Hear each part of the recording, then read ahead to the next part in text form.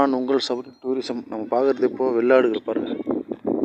வெள்ளாடுகள் ஏச்சாக பாருங்கள். வெள்ளாடுகள், நாட்டு வெள்ளாடுகள் பாருங்கள், எப்படி இருக்கு பாருங்கள்.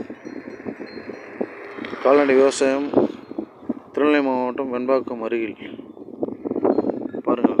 வெள்ளாடு, கருப்பாடு, வெள்ளாடு பாருங்கள், ஏச்சாக பாருங்கள்.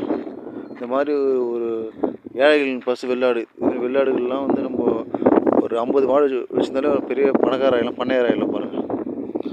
வெள்ளாடுகள் ஏச்சாக பாருங்கள்.